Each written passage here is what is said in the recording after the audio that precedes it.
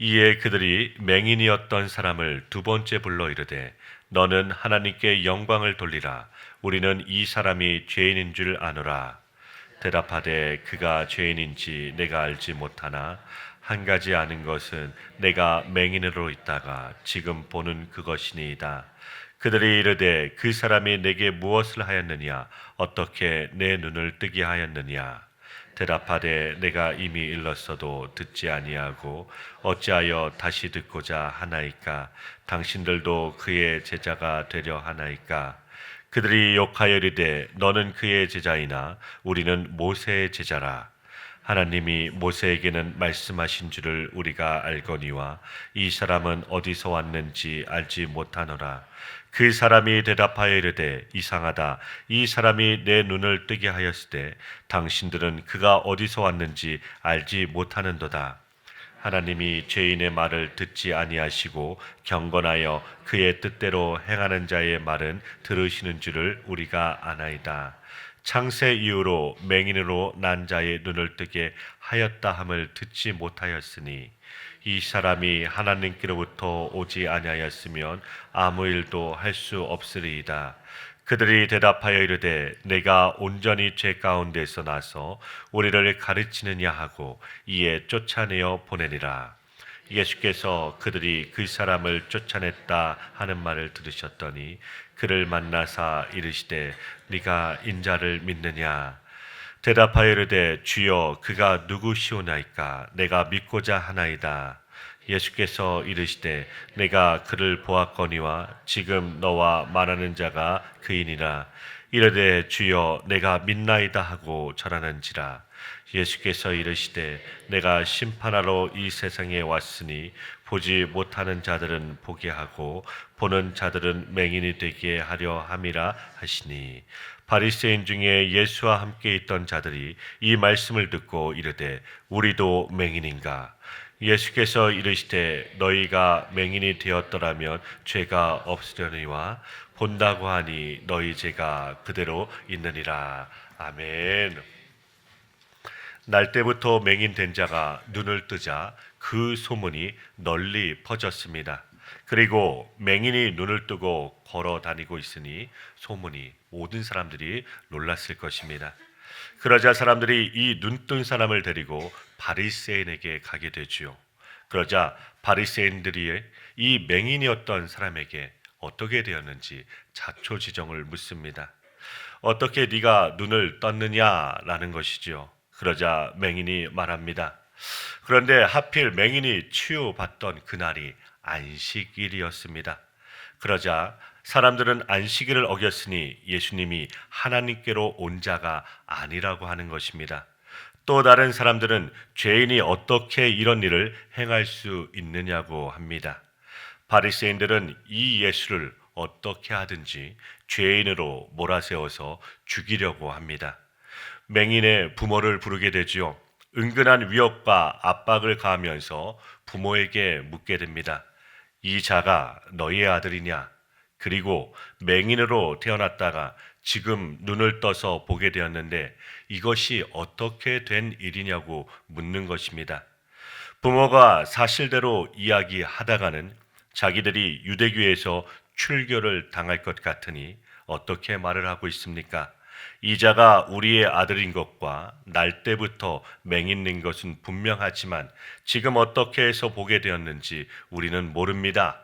그가 성인이니 그에게 물어보시기 바랍니다. 라고 말을 하게 되지요. 부모가 왜 이렇게 대답을 하였을까요? 요한복음 9장 22절 말씀이죠. 그 부모가 이렇게 말한 것은 이미 유대인들이 누구든지 예수를 그리스도라 시인하는 자는 출교하기로 결의하였으므로 그들을 무서워함이로라. 만약에 예수라는 사람이 우리 아들을 눈뜨게 하였으니 그 예수가 하나님이 보내신 그리스도입니다라고 말을 하면 유대교에서 쫓겨나는 것이죠. 그러니 무서워서 그 말을 못하는 것입니다. 출교라는 것이 그 당시의 사회에서 얼마나 치명적이면 이렇게 두려워하였습니까? 그러니 이러한 위협으로 예수는 그리스도라는 시인을 못하도록 하는 것입니다. 이러자 바리새인들이 또다시 그 눈을 뜬 자에게 묻습니다. 그 내용이 오늘 본문인 것이지요. 너가 어떻게 하여야 보게 되었느냐고 묻습니다. 그러자 맹인이었던 자는 내가 이미 말하였는데 왜 또다시 묻느냐는 것입니다. 맹인은 그러면서 당신들도 그의 제자가 되려느냐라고 묻습니다. 그러자 그들은 자기들이 모세의 제자라고 하면서 그가 어디서 왔는지 모른다고 말을 합니다. 그러자 맹인이 이상하다. 그가 나를 이렇게 눈을 뜨게 한 것을 보니 분명 하나님이 보내신 자라는 것입니다. 하나님이 죄인의 말을 듣지 아니하시고 경건하여 그 뜻대로 행하는 자를 들으시는 줄 우리가 아나이다. 창세 이후로 날 때부터 맹인된 자가 눈을 떴다는 일이 어디에 있습니까? 그러니 이는 분명히 하나님께로 온 선지자입니다. 라고 맹인이었던 자고 말을 하는 것입니다. 그러자 바리새인들이 이 맹인이었던 사람을 내어 쫓아버립니다. 이것이 세상이 하는 일입니다. 예수가 그리스도라는 것을 부정하고 방해하고 막아보려는 것입니다. 그런데 왜 예수님은 그리스도라고 시인하면 유대교에서 출교를 시키는 것입니까? 유대인들은 분명히 메시아 사상이 있었고 메시아를 대망하여 왔는데 정작 메시아가 왔는데 왜 배척을 할까요? 이것은 유대인들이 가지고 있었던 메시아, 즉 그리스도 사상이 자기들의 욕심으로 왜곡되어 있다는 것을 드러내는 것입니다. 그리고 이들의 배후에는 메시아가 오면 멸망받을 수밖에 없는 사탄의 세력이 조정을 하고 있는 것이죠. 어떻게 하든지 메시아를 죽이려는 것입니다. 그렇게 하면 메시아가 구원하지 못하도록 하는 것이 사단의 일이고 사단의 조정을 받고 있는 이 세상의 일인 것입니다. 시편 2편 1절부터 12절 말씀에서는 여호와 그 기름 받은 자, 즉 메시아 그리스도를 대적하는 것이 세상의 일이라고 합니다. 그러나 하나님이 비웃으시면서 자기의 왕 메시아를 시온산에 세우시겠다는 것입니다. 그러므로 이 아들에게 입맞추지 아니하면 하나님의 절대적 권세로 깨트려 버리시겠다는 것입니다. 하나님의 진노가 급하니 그 아들의 입맞추라는 것입니다. 그러므로 이 세상이 사단의 조종을 받아 하는 일이란 온 세상의 권세를 다 동원하였더라도 여호와 그 기름 받은 자에게서 끊어내려는 것입니다. 예수 그리스도에게서 멀어지게 하는 것이 사탄의 일입니다. 우리가 그리스도에게 붙어 있어야 생명의 부활로 나오게 됩니다. 예수 그리스도께서 부활의 첫 열매가 되시고 다음에는 그에게 붙어 있는 자가 부활을 할 것입니다. 그리고 예수 그리스도에게 붙어 있어야 성령의 열매가 나타나는 것입니다. 가지가 스스로 열매를 맺는 것이 아니라 나무에 붙어 있어야 열매를 맺는데 지금 그리스도와 우리 사이에 도대체 무엇이 끼어 있는지를 항상 기도하며 깨어서 점검하시길 바랍니다. 사람들은 날 때부터 맹인된 자가 눈을 떴다는 사실을 믿으려고 하지 않았습니다. 아무런 조건과 이유 없이 용서받았다는 사실을 이해할 수가 없는 것입니다. 그런데 요한복음에서 계속하여 증거하고 있는 바는 무언가 좀 안다는 사람은 예수님 앞에서 자꾸만 바보가 되는 것 같고 무언가 본다는 자는 맹인이 되는 것입니다. 요한복음 3장에서 니고데모가 유대인의 선생이면서 거듭나야 한다는 말씀을 듣습니다. 아직 눈도 못 떴다는 것입니다. 그런데 아예 세상적인 여인, 남편을 5이나 바꾼 사마리아 여인에게는 예수님이 생명수가 되심을 알게 하시는 것입니다. 그리고 믿게 하시는 것입니다. 바로 이것이 역설이지요.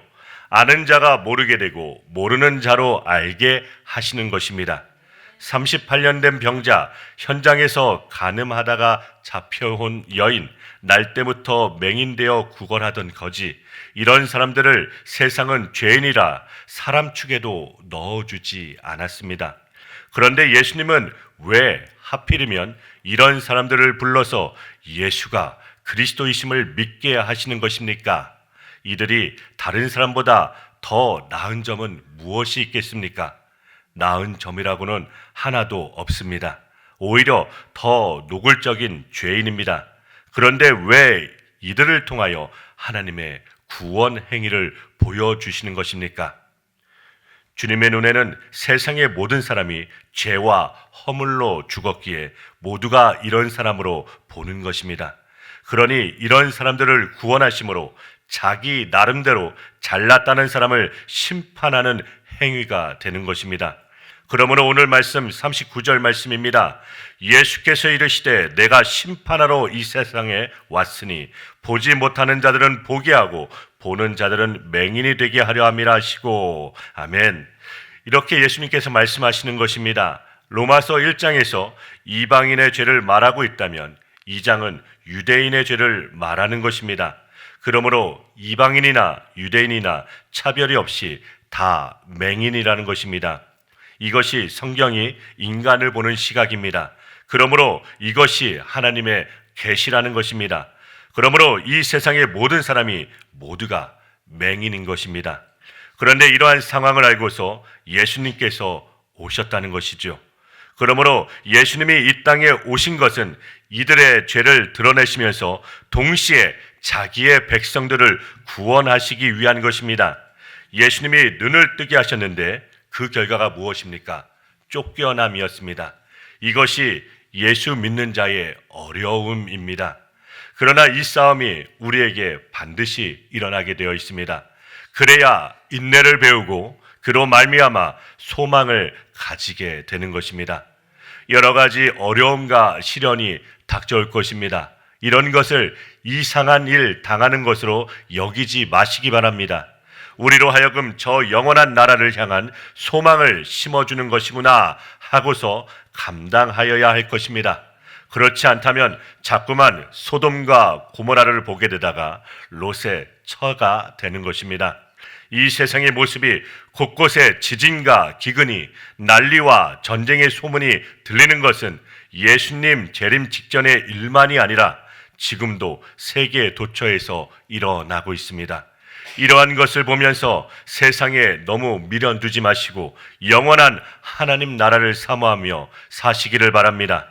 이것이 눈뜬 자의 당연한 일이며 감당해야 하는 믿음의 모습인 줄 믿습니다. 오늘 하루도 영원한 하늘나라를 바라보시며 오직 예수 그리스도의 이름으로 승리하시는 복된 하루 되시길 주님의 이름으로 축원드립니다.